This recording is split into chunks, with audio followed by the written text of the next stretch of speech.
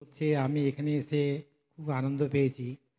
কারণ জমিয়তওয়ালা বাহিনী আজকের নয়, ভারতের স্বাধীনতা আনতে গেলে এই জমিয়তের অবদান বিশাল।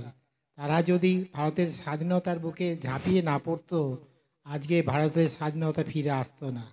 আজকে জমিয়তের লক্ষ লক্ষ মানুষ তারা ভারতের স্বাধীনতার জন্য নিজেরা বলিদান হয়েছে এবং নিজেদের জীবন উৎসর্গ করে ভারতবর্ষের স্বাধীনতা এনে দিয়েছে। আর সেই জমিয়ত বাহিনীর জন্যে আমরা অনেক কিছু করতে পারি। আমি এই জমিয়ত বাহিনীর দলের মধ্যে একজন খুব কর্মযোগী মানুষ। আমি সিদ্দিকোলা চৌধুরী যাকে সাহেব আমরা বলি, ওই সাহেবের খুব কাছের মানুষ। উনি যখন ডাকে তখনই আসি। পশ্চিমবঙ্গের স্বাধীনতা সংগ্রামে আমি একজন মানুষ। ভারতের স্বাধীনতার জন্য আমরা লড়াই করেছি, কিন্তু আমি এই যে ইসলাম ভাই যারা আছে এদের দলের মধ্যে কিন্তু আমি একজন। আমি খুব ছোট্টবেলা 3 বছর বয়স, তখন আমার মা বাবা পশ্চিমবাংলার ইংরেজদের গুলিতে মারা যায়। মারা যাওয়ার পরে আমাকে মানুষ করে ইসলাম বোন আমিনা বিবি। ওনার কাছে 5 বছর আমি মানুষ হয়েছি। এই 5 বছর মানুষ হওয়ার পরে আমাকে বেলুড়মঠ রামকৃষ্ণ মিশনে উনি আমাকে নিয়োগ করে।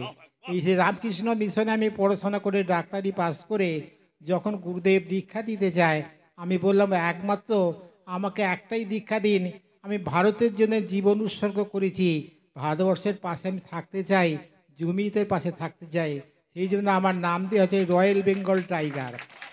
এই রয়্যাল বেঙ্গল টাইগার ভারতের মধ্যে সর্বত্রই ঘুরে বেড়ায়, পশ্চিমবাংলার সর্বত্রই ঘুরে বেড়ায়, তো সব জায়গায়। কিন্তু আমাদের একটাই দুঃখ, দুটো জিনিস কিন্তু ভারতে আমাদের এসে পৌঁছে গেছে। একটা হচ্ছে কালো মাকড়সা, আর হচ্ছে জিলিপি। ভারতের প্রধানমন্ত্রী হচ্ছে আমাদের বেলুড় মঠে যখন আসেন, ওনার পাশে আমি বসেছিলাম। তা ওনাকে জিজ্ঞাসা করলাম, ঠাকুরের কাছে আপনি কি চাইছেন? তিনি বললেন, ভারতের মানুষগুলোকে আমি পিষে মেরে ফেলবো এবং তার থেকে রস নিয়ে গিয়ে আমি খেয়ে নেব। আমি তখন বললাম, কালো মাকড়সা দেখেছেন? ওনার কামড় কিন্তু খুব বিষাক্ত, আর ওরা কামড়ালে কিন্তু মানুষ বাঁচে না, মারা যায়। ভারতের মানুষ হচ্ছে কালো মাকড়সা, খুব সাবধান, সেখান থেকে নিজেকে সরিয়ে রাখুন। এরপরে ওনাকে আর একটা প্রশ্ন করেছিলাম যে আপনি জিলিপি খেয়েছেন? বললেন না, জিলিপির রসটা নেই, জিলিপিতে বড় প্যাঁচ আছে। ভারতের মানুষের 2.5টা প্যাঁচ আছে, এই প্যাঁচে যদি একবার ঢুকে পড়েন আপনিও নিগড়ে যাবেন। সেই জন্য ভারত থেকে খুব দূরে থাকুন। এই জন্য আমি প্রতিটা মানুষকে বলি, জমিতের মানুষরা তোমরা ওঠো, জাগো, এগিয়ে যাও। এই কালো মাকড়সা কিন্তু ভারতের মধ্যে প্রবেশ করছে, আমাদের প্রতিটা মানুষের মধ্যে সীমাবদ্ধ করেছে। আমাদের সমস্ত মসজিদের জমি জায়গাগুলোকে ওরা দখল করার চেষ্টা করছে। সেই জন্য আমরা সবাই মিলে যদি মিলে যাই, যে আমরা ভারতের এক জায়গায় যে প্রতিষ্ঠিত ভাই, আমরা হিন্দু মুসলমান যদি একই হই, এ করতে মিলেমিশে থাকি, তাহলে একই বৃন্তে দুটি কুসুম, হিন্দু মুসলমান আমরা প্রত্যেকে ভাই ভাই মিলেমিশে থাকবো। এই বলে আমি বক্তব্য হরি ওম দর্শক। মাশাআল্লাহ, মাশাআল্লাহ।